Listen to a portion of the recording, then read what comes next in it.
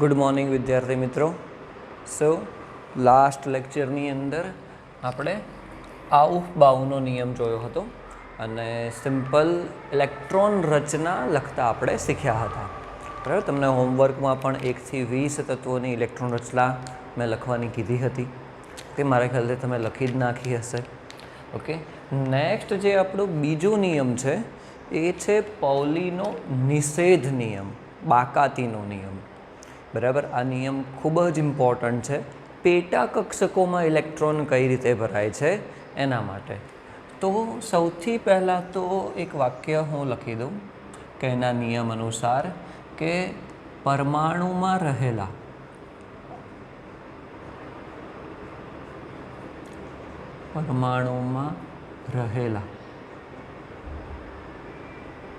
કોઈ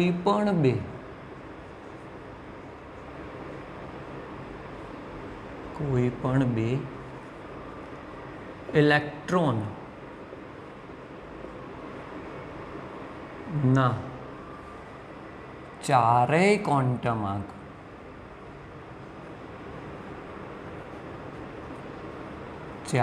ક્વોન્ટમાંક નો સેટ એક સરખો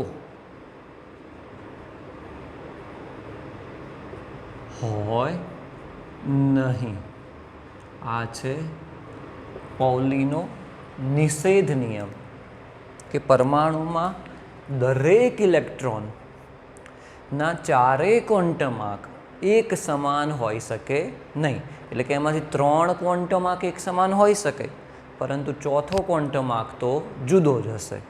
બરાબર, કોઈ પણ 3 ક્વોન્ટમાંક એક સમાન હોઈ શકે પરંતુ ચોથો ક્વોન્ટમાંક તો શું હશે? એ જુદો જ હશે. ઓકે, બીજું એના પ્રમાણે એણે શું કીધું કે દરેક પેટા કક્ષકોમાં, એ તો આપણે લાસ્ટ ટાઈમ પણ જોયું હતું, દરેક પેટા કક્ષકોમાં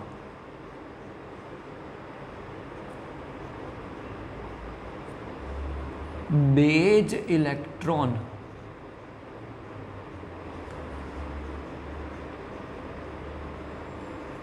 સમાઈ શકે. દરેક પેટા કક્ષકોમાં બે જ ઇલેક્ટ્રોન સમાઈ શકે. આથી પેટા કક્ષકમાં રહેલા, કેમ કે પેટા કક્ષક માટે મુખ્ય ક્વોન્ટમાંકનું મૂલ્ય, ચુંબકીય ક્વોન્ટમાંકનું મૂલ્ય અને ગૌણ ક્વોન્ટમાંકનું મૂલ્ય એક સમાન થઈ જશે. તો અલગ કયો થાય? સ્પિન ક્વોન્ટમાંક જ.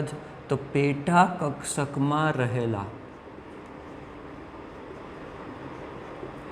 બંને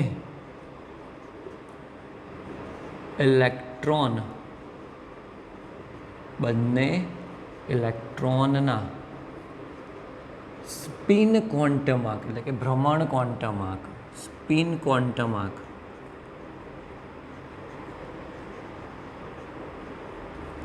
જુદા જુદા હોય.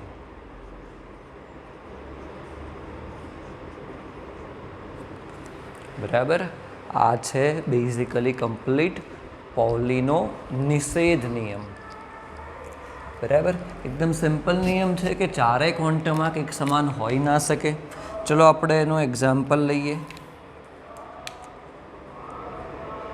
દાખલા તરીકે આપણે ચલો સમજીએ આને કે કોઈ પણ કક્ષામાં રહેલો ઇલેક્ટ્રોન, ચલો આપણે એવું લઈ લઈએ કે ઇલેક્ટ્રોન રચના લખીએ કાર્બનની.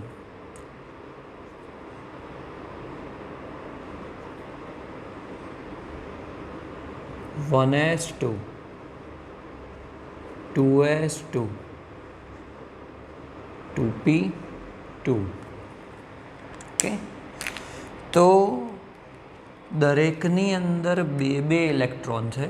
આપણે પહેલાં નીચેનો જે ટોપિક છે એ સમજીએ કે દરેક પેટા કક્ષકમાં બે જ ઇલેક્ટ્રોન સમાવી શકે.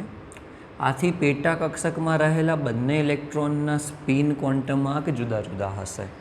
તો આપણે અહીંયા એક જ એક્ઝામ્પલ હું બતાવું છું કાર્બનનું કે જો આ 1s કક્ષા લઈ લઈએ, એની પેટા કક્ષક તો એક જ છે, એટલે એની અંદર 2 ઇલેક્ટ્રોન છે. એની અંદર કેટલા છે? 1sની અંદર 2 ઇલેક્ટ્રોન છે. બરાબર. તો આપણે સ્પેસિફિક 1s કક્ષકમાં રહેલા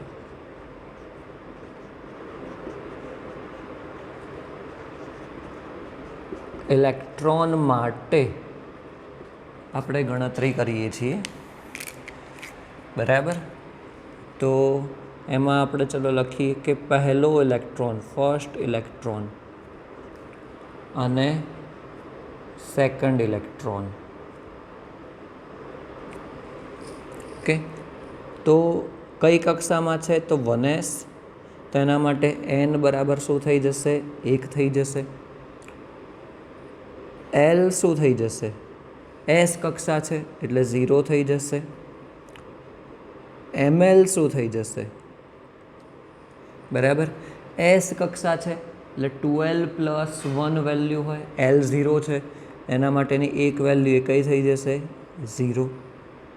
બરાબર. એ જ રીતે બીજો ઇલેક્ટ્રોન લઈએ, એ પણ ક્યાં છે? 1s કક્ષામાં છે. તો એના માટે n બરાબર 1 થઈ જશે. s કક્ષા એટલે કે l બરાબર 0 અને s કક્ષા એટલે કે ml બરાબર 0. તો હવે તો અહીંયા 3 ક્વોન્ટમ આંક તો સમાન થઈ ગયા પેટા કક્ષક માટે. તો પછી શું થશે? કમ્પલસરી ચોથો ક્વોન્ટમ આંક જે છે, સ્પિન ક્વોન્ટમ આંક, એકબીજાથી જુદા જુદા હોવા જોઈએ. એટલે કે એક અપ સ્પિનથી આ રીતે બતાવી શકાય, જેની વેલ્યુ શું હશે? +1/2.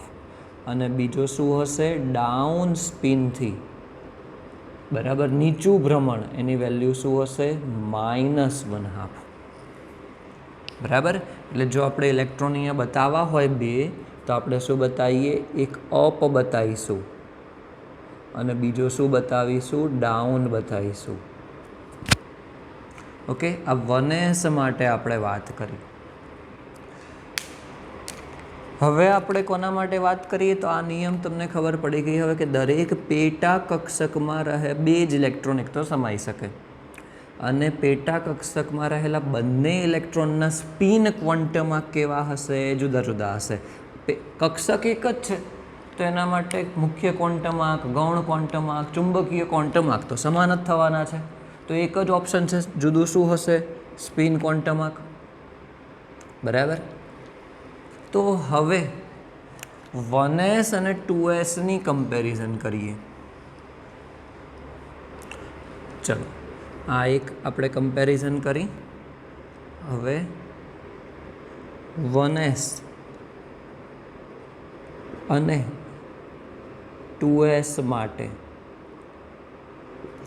એમાં રહેલા ઇલેક્ટ્રોન માટે જો આપણે કમ્પેરિઝન કરીએ તો 1s માટે n બરાબર શું થશે? 1 થઈ જશે. l બરાબર શું થઈ જશે?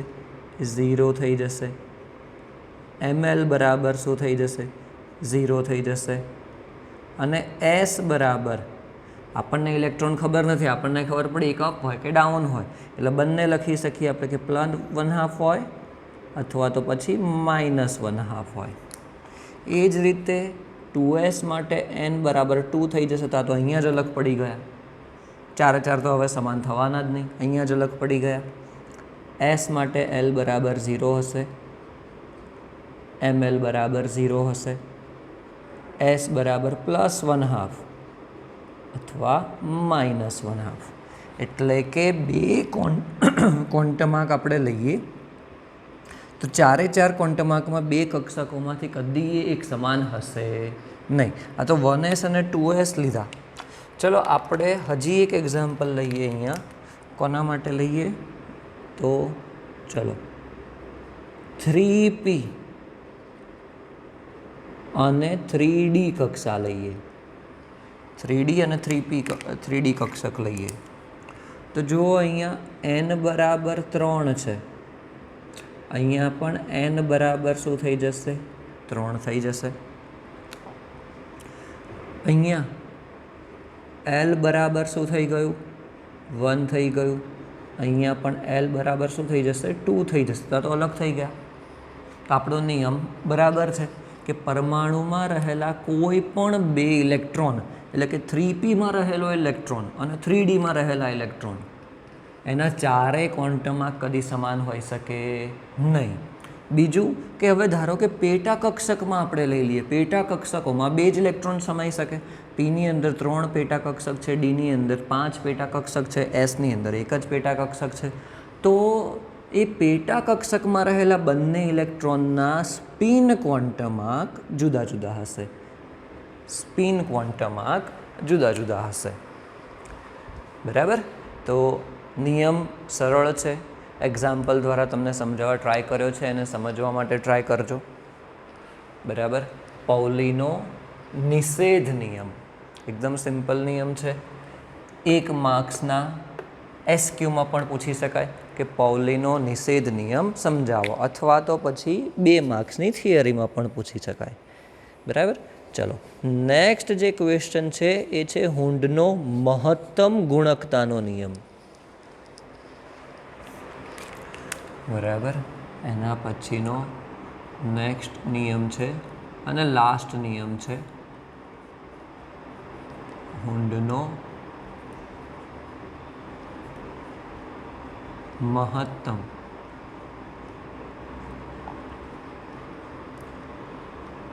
ગુણકતાનો નિયમ.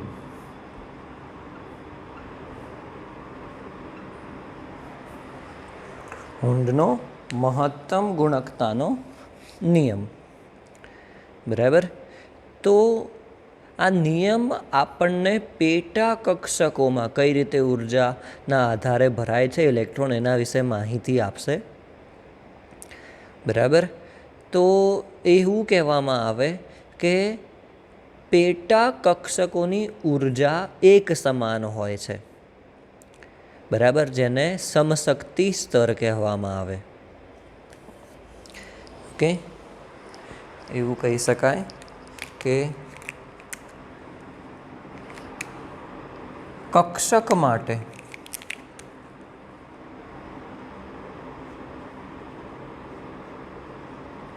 કક્ષકમાં રહેલી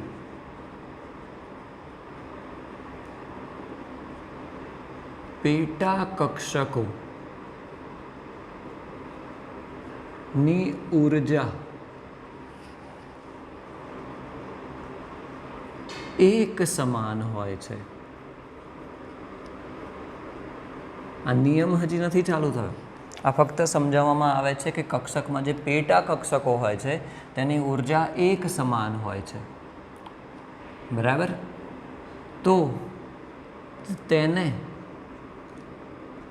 સમશક્તિ સ્તર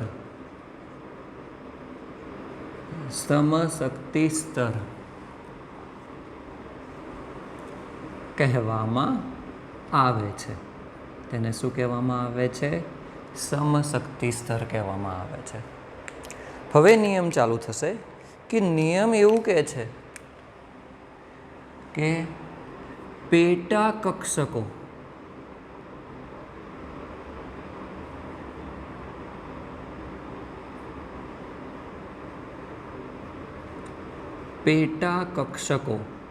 સ્પેસિફિક નિયમ એ કોના માટે છે? આપણે એવું કહી શકીએ કે પી, ડી અને એફ માટે. કેમ કે એસમાં તો એક જ પેટા કક્ષક છે, તો એમાં તો કોઈ ફરક નહીં પડે. બરાબર? તમે યાદ કરો, પીની અંદર 3 પેટા કક્ષક છે, ડીની અંદર 5 પેટા કક્ષક છે અને એફની અંદર 7 પેટા કક્ષક છે. તો પેટા કક્ષકમાં ઇલેક્ટ્રોનનું યુગ્મન જ્યાં સુધી દરેક પેટા કોષમાં એક ઇલેક્ટ્રોન ગોઠવાય નહીં ત્યાં સુધી થતું નથી. એટલે પેટા કક્ષકોમાં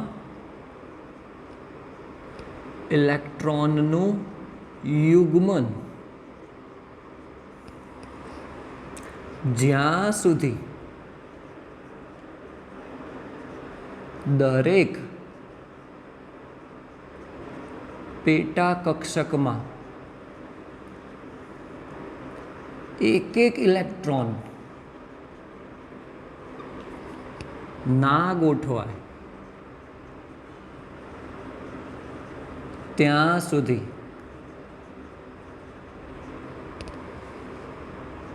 થતું નથી. બરાબર.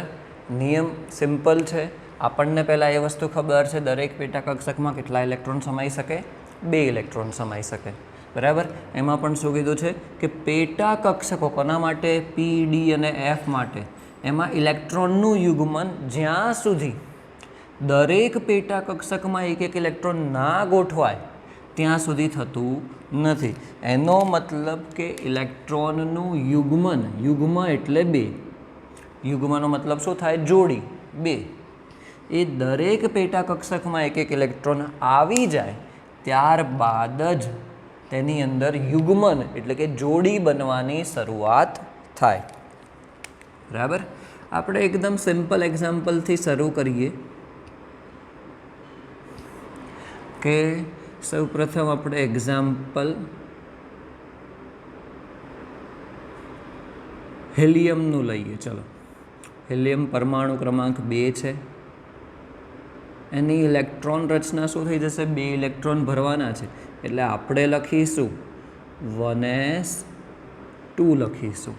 હવે આમાં તો કોઈ પેટા કક્ષક છે જ નહીં, પરંતુ તો પણ મારે આના ઇલેક્ટ્રોન દર્શાવવા હોય તો હું આ રીતે દર્શાવી શકું. તમારે આ રીતે દર્શાવતા શીખવાનું છે.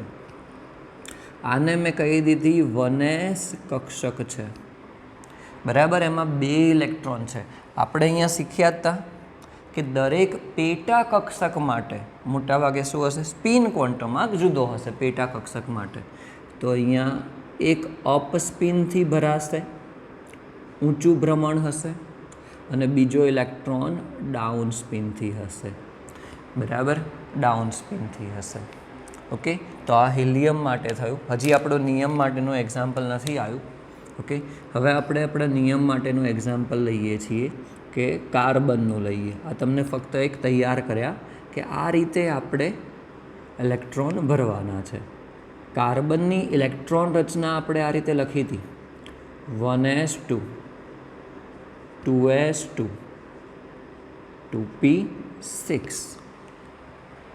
બરાબર. 1s2 2s2 2p6.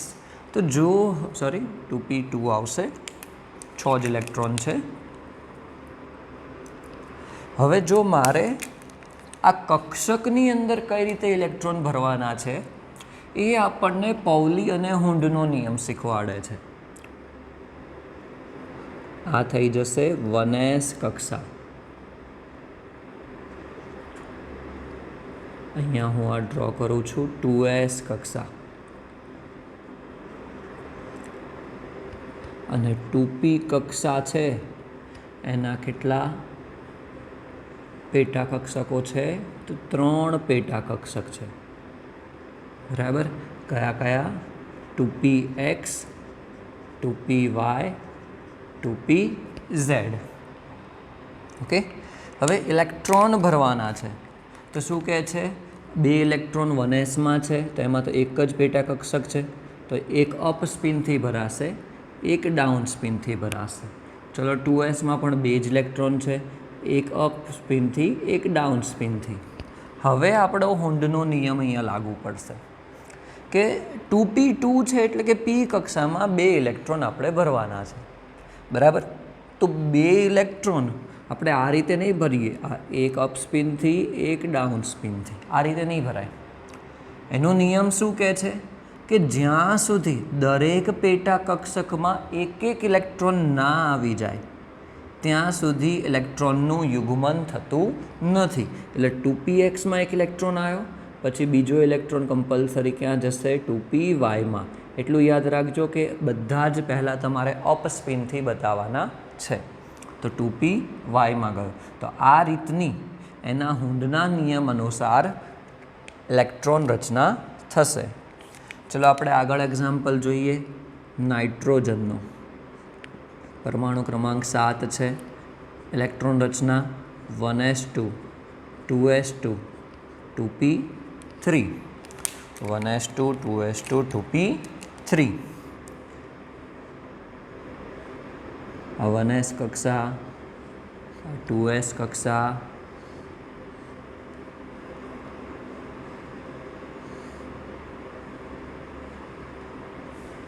1s 2s 2px 2py 2pz okay તો ઇલેક્ટ્રોન 1s તો એક જ પેટા કક્ષક છે એટલે કે બીજો ઇલેક્ટ્રોન ડાયરેક્ટ ત્યાં જ ભરાશે 2sમાં પણ એવું જ થશે 2p કક્ષામાં જો 3 ઇલેક્ટ્રોન છે તો 2pxમાં એક ઇલેક્ટ્રોન આવશે ત્યારબાદ 2pyમાં એક ઇલેક્ટ્રોન આવશે ત્યારબાદ 2pzમાં એક ઇલેક્ટ્રોન આવશે બરાબર ડાયરેક્ટ 2 ઇલેક્ટ્રોન અને પછી અહીંયા 2pyમાં એક મૂકી દીધો એવું થશે નહીં બરાબર આપણા નિયમ અનુસાર હવે જોઈએ કે ઓક્સિજન પરમાણુ ક્રમાંક 8 છે 1s2 2s2 2p4 થશે એની ઇલેક્ટ્રોન રચના બરાબર હવે અહીંયા આપણને એકચ્યુઅલ ખબર પડશે કે યુગ્મન કઈ રીતે થશે આ 1s કક્ષા આ 2s કક્ષા